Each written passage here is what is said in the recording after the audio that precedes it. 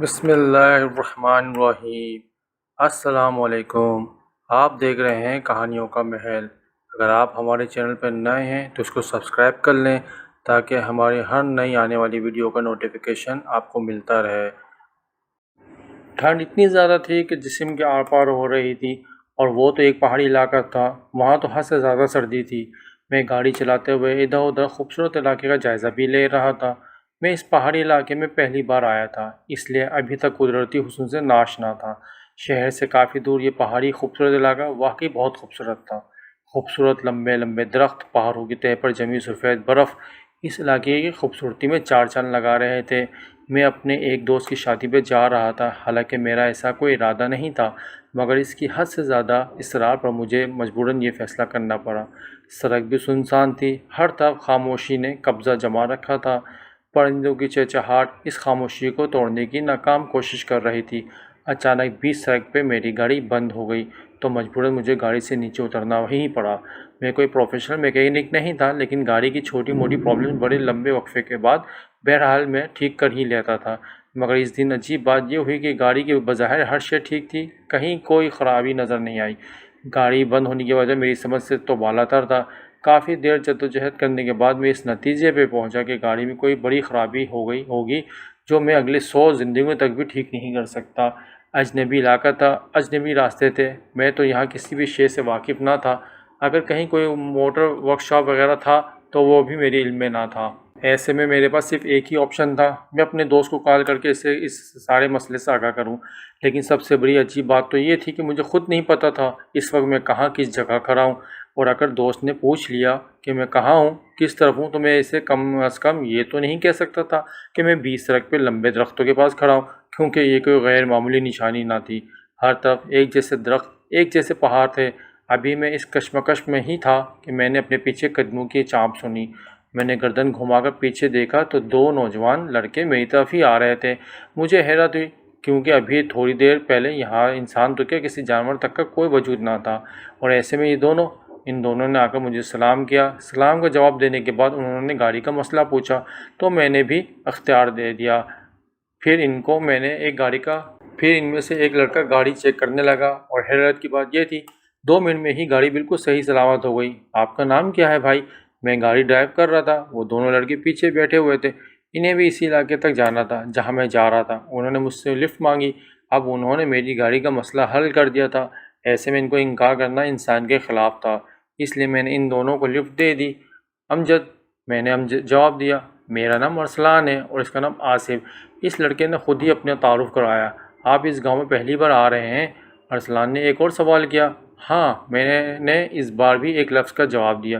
ایک تو میں انہیں جانتا بھی نہیں تھا، اور دوسرا ان سنسان سڑک پہ وہ دونوں کچھ بھی کر سکتے تھے۔ میرے ساتھ مجھ پر حملہ کر کے میری گاڑی بھی چھین سکتے تھے۔ میرے دل میں ایک عجیب ڈر پیدا ہو گیا تھا، حالانکہ وہ شکل سے بہت شریف اور پڑھے لکھے لگ رہے تھے۔ اب کار میں بالکل خاموشی تھی، نہ انہوں نے کوئی سوال کیا اور نہ ہی میں نے کوئی جواب دیا۔ ایک بار میں نے بیک ویومر سے ان کو دیکھا، دونوں کے چہروں پہ ایک مسکراہٹ تھی جس کا مطلب میں نہیں سمجھ سکا، اور اگر اس وقت میں ان دونوں کو غور سے دیکھتا تو میں سمجھ جاتا کہ وہ دونوں اب گاڑی تقریباً ایک آبادی میں داخل ہو چکی تھی۔ وہاں پہاڑوں کے اوپر پتھروں سے چھوٹے چھوٹے گھر بنے ہوئے تھے، لیکن کوئی انسان دور دور تک بھی مجھے کہیں نظر نہ آیا۔ شاید سردی کی وجہ سے اندر چھپے بیٹھے ہوں۔ میں نے خود اپنی طرف سے اندازہ لگایا، آبادی بھی کوئی اتنی زیادہ نہ تھی۔ پھر میری گاڑی ایک قبرستان کے پاس والی سڑک پہ گزرنے لگی۔ دور دور تک پھیلا قبرستان اپنے اندر ایک وحشت کا سما لیے ہوئے تھا۔ وہاں لاکھوں لوگ اپنی نیند سوئے ہوئے تھے۔ آپ کو قبرستان سے ڈر لگتا ہے؟ ارسلان نے کافی وقفے کے بعد ایک اور سوال کیا۔ نہیں تو، قبرستان سے بھلا ڈرنے کی کیا بات ہے؟ یہ بھی تو ہماری طرح کے انسان ہی ہیں، اور یہ ہمیں کچھ نہیں کہہ سکتے۔ میں نے سنجیدگی سے جواب دیا۔ نہیں، قبرستان ایک عبرت اور وحشت کا مقام ہے، یہاں ہر انسان کو ڈرنا چاہیے۔ وہ پراسرار انداز میں بولا۔ نہیں، مجھے تو کبھی ڈر نہیں لگا قبرستان سے، اور نہ ہی کبھی میرے ساتھ کوئی ایسا واقعہ پیش آیا جس کی وجہ سے میں قبرستان سے ڈروں۔ آپ کے ساتھ پیش نہیں آیا تو کیا کسی کے ساتھ تو پیش آیا ہوگا نا؟ قبرستان میں خطرناک روحیں ہوتی ہیں۔ وہ اپنی بات پر ڈٹے ہوئے تھے، اور میں نے بے اختیار ایک کہا لگایا۔ یہ سب روحیں بھوت وغیرہ فلموں اور ڈراموں میں ہوتی ہیں، اصل زندگی میں نہیں۔ اچھا، آپ کے ساتھ کبھی ایسا واقعہ پیش نہیں آیا؟ میں نے تجسس سے پوچھا۔ میں آپ کو ایک کہانی سناتا ہوں، اس کے بعد آپ پھر کبھی نہیں کہہ سکو گے کہ آپ کو قبرستان سے ڈر نہیں لگتا۔ اس وقت اس بات کا مطلب میں نہیں سمجھ سکا۔ اگر سمجھ جاتا بھی تو یہ آج سے 30 سال پہلے کا واقعہ ہے۔ اسی گاؤں میں 2 دوست تھے، اسد اور فہد۔ اسد شہر سے اپنے دوست فہد کے پاس اکثر چھٹیاں گزارنے آیا کرتا تھا، اور اس دن بھی وہ دونوں آرام سے ایک خوبصورت پہاڑی پر ٹہل رہے تھے۔ نیچے قبرستان تھا، بہت بڑا قبرستان۔ یار اسد، یہ قبرستان بھی عجیب چیز ہے۔ کل تک یہ لوگ ہماری طرح پیسہ کمانے میں اور گاڑیاں خریدنے میں یا بنگلے بنانے میں مصروف تھے، وہی لوگ مرنے کے بعد ڈر کی تصویر بن جاتے ہیں۔ اسد کی نگاہیں بھی نیچے قبرستان کو دیکھ رہی تھیں۔ فہد کی بات سننے کے بعد اس نے بے یقینی سے کہا، میں نہیں ڈرتا قبرستان سے، خالی پتھروں سے بھلا کیا ڈرنا؟ تم ایسا اس لیے کہہ رہے ہو کیونکہ تمہیں ابھی تک اس قبرستان کی بھیانک حقیقت سے انجان ہو، فہد نے روانی سے کہا، اور پھر جلدی ہی سے اسے احساس ہوا کہ اس نے اسد کے سامنے غلط بات کہہ دی۔ کیسی بھیانک حقیقت؟ اسد نے تجسس سے پوچھا۔ کچھ نہیں، رہنے دو، فہد نے ٹالنے کی کوشش کی۔ نہیں، تم بتاؤ مجھے، کیسی حقیقت؟ اسد کا تجسس بڑھنے لگا۔ دیکھو، ہمارے بڑے بزرگ کہتے ہیں، آج تک رات کے وقت جو بھی اس قبرستان میں گیا وہ زندہ واپس نہ آیا۔ اسد نے کہا لگایا، تم مجھے کسی ڈراؤنی فلم کی کہانی سنا رہے ہو؟ یہ حقیقت ہے، تم یقین کرو نہ کرو اسد، فہد اطمینان سے بولا۔ میں نہیں مانتا، تم بھی مان لو کہ یہ جن بھوت کچھ نہیں ہوتے۔ چلو ایسا کرتے ہیں، ہم آج رات اس قبرستان میں جا کر دیکھتے ہیں، دودھ کا دودھ اور پانی کا پانی ہو جائے گا۔ فہد کو جس بات کا ڈر تھا، اسد وہی کہہ گیا۔ Are you okay? تمہیں پتہ بھی ہے تم کیا کہہ رہے ہو؟ چلو گھر واپس چلتے ہیں، فہد نے گھبراتے ہوئے کہا۔ نہیں، اب تو بالکل بھی نہیں، ابھی تو قبرستان کا بھوت دیکھنا باقی ہے، اسد نے مذاق اڑانے والے انداز میں کہا۔ بیوقوف مت بنو فہد، یہ کوئی مذاق نہیں ہے۔ آج تک جو بھی رات کے وقت اس قبرستان میں گیا کبھی لوٹ کر نہیں آیا۔ چلو تمہیں جانا ہے تو جاؤ، میں تو دیکھ کر ہی رہوں گا، دیکھتا ہوں مجھے کیا ہوتا ہے، اسد حتمی لہجے میں بولا۔ فہد کی گھبراہٹ میں مزید اضافہ ہو گیا۔ اسد کسی بھی طرح اس کی بات ماننے کو تیار نہ تھا۔ اسے سمجھانے کا وہ ہر طریقہ استعمال کر چکا تھا، مگر اسد ضدی تھا اور اسے ان سب چیزوں کا بےحد شوق تھا۔ وہ چاہ کر بھی اپنے بچپن کے دوست کو اکیلا نہیں چھوڑ سکتا تھا۔ اس سے اسد کی ضد کے سامنے مجبوراً رات کو اس قبرستان میں جانے کا فیصلہ کرنا ہی پڑا، لیکن اس فیصلے کے باوجود وہ یہ بھی جانتا تھا کہ وہاں جانا کوئی معمولی بات نہیں ہے۔ اس کا دل تھر تھر کانپ رہا تھا۔ سورج کو کالی رات نے اپنی لپیٹ میں لے رکھا تھا، ہر طرف لرزا دینے والا اندھیرا تھا۔ وہ دونوں دوست زندگی کے ایسے بھیانک موڑ پہ کھڑے تھے جہاں سے واپس لوٹ جانا مشکل نہیں، ناممکن تھا۔ وہ دونوں اس قبرستان کے باہر کھڑے تھے۔ اس قبرستان میں لوگ رات تو کیا، دن کی روشنی میں بھی آنے سے گھبراتے تھے۔ جانے کون سا راز دفن تھا اس قبرستان میں۔ اچانک تیز ہوا چلی اور جیسے ہوا میں ایک آواز آ رہی ہو، لوٹ جاؤ، لوٹ جاؤ۔ فہد نے اسے سمجھانے کی ایک آخری کوشش کی، مگر اسد کا فیصلہ ابھی بھی وہی تھا، آر یا پار، ہار یا جیت، زندگی یا موت۔ ان دونوں نے اپنا پہلا قدم اس قبرستان کے اندر رکھا۔ نہ کوئی بجلی چمکی، نہ کوئی طوفان آیا، کچھ بھی تو نہیں ہوا۔ ڈر کی ایک شدید لہر دونوں کو چھو کر نکل گئی۔ سارا قبرستان سنسان تھا، دور دور تک کسی انسان تو کیا، کسی پرندے کی بھی آواز نہ تھی۔ دونوں کی نگاہیں ادھر ادھر متلاطم پھر رہی تھیں، شاید انہیں کسی کی تلاش تھی، کسی جن بھوت جو انسانوں کو کھا جاتا ہو۔ رات کے 1 بج رہے تھے، انہیں وہاں ٹھہرے ہوئے 2 گھنٹے ہو گئے تھے، لیکن انہیں کچھ بھی نہ ملا۔ کوئی انسان، کوئی جن، کوئی بھوت، کچھ بھی نہیں۔ دیکھا، میں نے کہا تھا نا، یہاں کچھ نہیں۔ گاؤں والے تو ایسے ہی بکواس کرتے ہیں، اسد نے فاتحانہ انداز میں فہد کی طرف دیکھتے ہوئے کہا۔ اچانک ایک کالی بلی بھاگتے ہوئے ان کے پاس گزری اور ہوائیں تیز چلنے لگیں۔ آسمان پر بجلی چمکی جیسے کسی بہت بڑے طوفان کا درس دے رہی ہوں، جیسے یہاں سب کچھ تباہ ہونے والا ہے۔ پھر اسد کی نظر اچانک سامنے والی قبر پر پڑی۔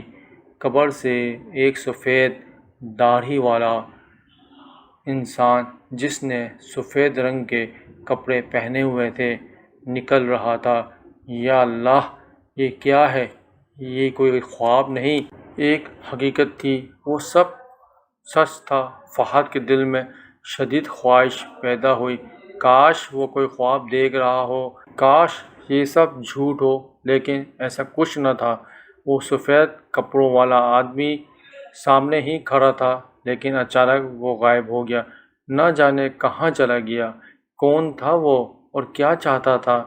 کہیں بھی یہ سارے انسان نہیں کھاتا؟ دونوں ڈر کے مارے کانپنے لگے، پسینہ پسینہ ہو گئے تھے۔ وہ کیا دیکھ رہے تھے؟ کیسی دنیا میں پہنچ گئے تھے؟ اسد اور فہد بھاگتے ہوئے اس قبرستان سے باہر جانا چاہتے تھے، لیکن وہ ایسا نہ کر سکے کیونکہ اس قبرستان کا کوئی دروازہ ہی نہیں تھا۔ جس طرف جاؤ قبریں ہی قبریں ہیں۔ وہ دونوں تھک کر رک گئے۔ پھر انہیں کسی کی چلنے کی آواز آئی۔ وہ آواز قریب ہوتی گئی۔ دونوں نے جب پیچھے دیکھا تو جیسے دھماکہ ہوا ہو۔ ایسا منظر انہوں نے پہلے کبھی نہیں دیکھا۔ نہ آسمان گرا، نہ زمین پھٹی، لیکن بہت کچھ ہو گیا۔ سامنے ایک قبر پھٹا ہوا تھا۔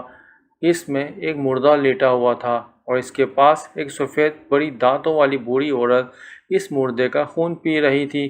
فہد کو لگا اچانک اس کی دھڑکن رک جائے گی۔ اس نے بے ساختہ اسد کا ہاتھ پکڑ لیا اور خود ڈرا ہوا تھا۔ وہ دونوں جلدی جلدی وہاں سے بھاگ گئے اور جا کر ایک قبر پر بیٹھ گئے۔ انہیں بیٹھے ہوئے نہ جانے کتنی دیر ہو گئی۔ رات کے شاید 2 بج رہے تھے۔ انہیں پاس سے ہی کسی کے رونے کی آوازیں آئیں۔ دونوں نے گردن گھما کر دیکھا تو سامنے ایک اور بوڑھی عورت ایک قبر پر ماتھا ٹیکے رو رہی تھی۔ وہ کون تھی؟ کیوں رو رہی تھی؟ ان سب باتوں میں اب فہد اور اسد کو کوئی دلچسپی نہ تھی۔ اچانک رونے کی آوازیں بڑھنے لگیں۔ تم مجھے کیوں چھوڑ کر چلے گئے؟ کون ہے میرا تیرے بعد؟ اب میں اس قبرستان میں کیسے باہر نکلوں گی؟ بوڑھی عورت روتے ہوئے یہ باتیں بھی کر رہی تھی۔ اس کی باتیں سن کر اسد کو اس سے ہمدردی ہونے لگی۔ شاید وہ بھی ان دونوں کی طرح کوئی مسافر ہو، شاید وہ بھی یہاں آ کر پھنس گئی ہو۔ کون ہیں آپ اور کیوں رو رہی ہیں؟ اسد نے اس کے قریب آ کر پیار سے پوچھا۔ اس بوڑھی عورت نے اپنی کوئی درد بھری کہانی سنائی۔ پھر اسد فہد کی ہمدردی پا کر وہ انہیں یہاں سے نکلنے کا راستہ بتانے لگی۔ وہ بوڑھی عورت چلنے لگی اور وہ دونوں اس کے پیچھے پیچھے چلنے لگے۔ اچانک ایک پھٹی ہوئی قبر کے پاس وہ عورت رک گئی اور اس بوڑھی عورت نے بتایا، یہاں سے باہر جانے کا راستہ اسی قبر کے اندر ہے۔ بوڑھی عورت قبر میں داخل ہو گئی۔ وہ دونوں بھی اس کے پیچھے پیچھے قبر میں آ گئے۔ اچانک فہد کی نظر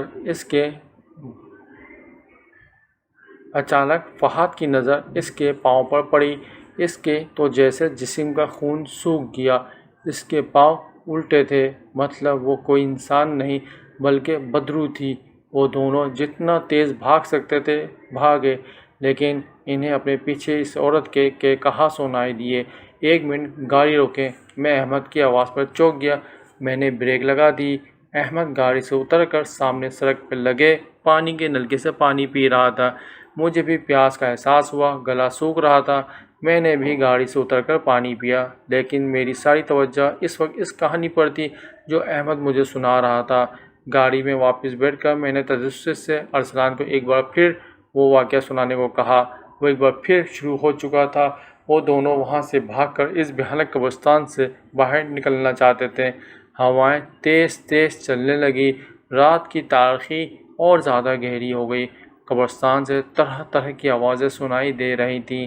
فہد اور اسد کے لیے یہ سب کچھ نیا تھا۔ آسمان پر تارے چمک رہے تھے، لیکن وہ زیادہ دیر دکھائی نہ دیے کیونکہ ان کی جگہ بادلوں نے لے لی تھی۔ اچانک بادل زور زور سے برسنے لگے۔ ماحول میں ایک عجیب وحشت چھا گئی، لیکن وہ چلتے رہے کیونکہ ان کی منزل دور تھی، بہت دور۔ انہیں اس قبرستان سے باہر نکلنا تھا کسی بھی طرح، کسی بھی قیمت پر۔ بارش اور تیز ہو گئی اور ساتھ ہی ساتھ برف باری بھی شروع ہو گئی۔ پھر کیا ہوا؟ پھر دیکھتے دیکھتے بارش کے قطرے خون میں تبدیل ہو گئے۔ لگتا ہے قبرستان کو بھی علم ہو گیا کہ وہ دونوں یہاں سے بھاگنا چاہتے ہیں، اس لیے وہ ان کا راستہ روکنے کی کوشش کر رہی ہے۔ چلتے چلتے بہت دیر ہو گئی، وہ دونوں بہت آگے آ گئے، لیکن یہ قبرستان تو نہ ختم ہونے والا تھا۔ اچانک ایک قبر پھٹی، اس میں سے ایک سفید جسم نمودار ہوا۔ وہ دونوں ڈرتے ہوئے چلتے رہے اور ساتھ ہی ساتھ درود پاک بھی پڑھتے رہے۔ پھر کچھ آگے جا کر انہیں احساس ہوا کہ ان کے سر پر لاکھوں کالے کوے منڈلا رہے ہیں۔ ان کو اپنا آخری وقت دکھائی دے رہا تھا۔ اب معاملہ حد سے زیادہ سنگین ہو گیا تھا۔ ایسا لگتا تھا جیسے یہ سما بہت بڑا طوفان لے کر آئے گا۔ بھاگ جانا چاہتے ہو تم دونوں؟ موت سے بھی کبھی کوئی بھاگ سکا ہے، اور تم لوگوں کو لگتا ہے اس قبرستان سے بھاگنا اتنا آسان ہے؟ یہاں آتا انسان اپنی مرضی سے ہے، لیکن جائے گا وہ ہماری مرضی سے۔ یہ آواز نہ جانے کہاں سے آ رہی تھی، لیکن ان کے دل کی دھڑکنیں تیز کرنے کے لیے کافی تھیں۔ آواز پھر سے آنا شروع ہو گئی۔ 21ویں صدی کے انسانوں، تم لوگ کیا سمجھتے ہو کہ جن بھوت کچھ نہیں ہوتے؟ اگر تم لوگ سمجھتے ہو تو تم سب سے بڑے بیوقوف ہو۔ ہا ہا ہا ہا ہا ہا۔ پھر آوازیں آنا بند ہو گئیں۔ بارش بھی تھم چکی تھی۔ ماحول ایک دم خاموش تھا، لیکن اکثر خاموشی اپنے اندر ایک بہت بڑا طوفان لیے کھڑی ہوتی ہے۔ بھاگتے بھاگتے اچانک دونوں رک گئے۔ ہر طرف سفید کفن میں ملبوس بدروحیں کھڑی تھیں۔ وہ روحیں بہت بھیانک تھیں۔ ان کے لمبے لمبے دانت منہ سے باہر نکلے ہوئے تھے، ان کے منہ سے خون ٹپک رہا تھا اور اوپر آسمان کو کالے کوے منڈلا رہے تھے۔ اچانک ایک بڑے قد والا روح آگے بڑھا ان دونوں کو مارنے کے لیے۔ وہ دونوں پیچھے کی طرف بھاگنا چاہتے تھے، مگر پیچھے بھی وہی بدروحیں تھیں۔ ان لوگوں کے لیے نکلنے کا ہر راستہ بند ہو چکا تھا۔ بڑے قد والے بدروح نے آگے بڑھ کر اسد کو اپنے لمبے ہاتھوں سے اٹھا کر ایک قبر میں ڈال دیا اور کچھ بدروح اسد کا خون پینے لگے۔ فہد چلاتا رہا، مگر انہوں نے اس کی ایک نہ سنی۔ تھوڑی ہی دیر میں اسد اپنی جان ہاتھ سے دھو بیٹھا۔ پھر اچانک وہ سب غائب ہو گئے۔ وہاں اس قبرستان میں کوئی نہ تھا۔ فہد اسد کی لاش پر سر رکھ کر رونے لگا۔ کیوں رو رہے ہو فہد؟ اس نے گردن اٹھا کر دیکھا۔ سامنے اسد زندہ کھڑا کہا لگا رہا تھا۔ اس نے ایک نظر سامنے پڑی لاش کو دیکھا اور ایک نظر اسد کی روح کو۔ وہ یہ خوفناک منظر دیکھنے کی ہمت نہ کر سکا اور دل کا دورہ پڑنے سے وہ وہیں اسد کی لاش پہ گر گیا۔ وہ دونوں دوست اپنی زندگی کی بازی ہار چکے تھے۔ اگلی صبح گاؤں والوں نے ان دونوں کی لاشیں قبرستان میں دیکھیں، اور آج تک کسی کو پتہ نہیں چل سکا اس بھیانک قبرستان کے اندر ان دونوں کے ساتھ کیا ہوا۔ احمد نے اپنی کہانی ختم کی۔ میں نے بے یقینی کے ساتھ اسے دیکھا اور ایک سوال میرے ذہن میں بجلی کی طرح آئی، جو میں نے احمد سے پوچھا، وہ دونوں تو مر گئے تھے، پھر جب کسی کو پتہ نہیں چلا قبرستان کے اندر اس کے اندھیری رات میں کیا ہوا تھا دونوں کے ساتھ، تو تمہیں کیسے پتہ؟ انہوں نے کیا کہا لگایا؟ ان دونوں نے مجموعی کیا کہا لگایا؟ میں نے بیک عمر سے دیکھا، کیونکہ وہ اسد میں ہوں اور وہ فہد یہ ہے۔ وہ دونوں ایک بار پھر کہا لگانے لگے۔ میں نے اچانک بریک پر پاؤں رکھا، پھر یکدم کار میں خاموشی چھا گئی۔ میں نے بیک عمر میں دیکھا، وہ دونوں مجھے نظر نہ آئے۔ تیزی سے گردن گھما کر میں نے پیچھے دیکھا تو وہ دونوں سیٹ خالی تھی۔ میرے جسم سے سارا خون خشک ہو گیا۔ میں حیرت سے منہ کھولے ان خالی سیٹوں کو دیکھ رہا تھا۔ ریڑھ کی ہڈی میں ایک ہلکی سی لہر دوڑ گئی۔ میں نے ماتھے کا پسینہ پونچھتے ہوئے بے اختیاری سی کیفیت میں ایک بار پھر گاڑی واپس اسی راستے پر موڑ دی جس سے میں بھی سفر کر کے آیا تھا، لیکن مجھ پہ حیرتوں کے طوفان اس وقت ٹوٹے جب میں نے اس جگہ کو دیکھا جہاں پانی کا نلکا لگا تھا، جہاں ہم نے پانی پیا تھا۔ وہاں کوئی نلکا نہیں تھا۔ بلکہ ایک لمبا پیپل کا درخت تھا۔ مجھے اپنے سر گھومتا ہوا محسوس ہوا۔ پھر جب میں اس قبرستان تک پہنچا جہاں دور دور تک قبریں تھیں، وہاں کوئی قبرستان نہ تھا، وہاں لوگ کھیتوں میں کام کر رہے تھے۔ ایک گہرا سانس لے کر میں نے ایک بار پھر سے اپنا سفر شروع کیا، اور یہ میری زندگی کا سب سے خوفناک سفر تھا۔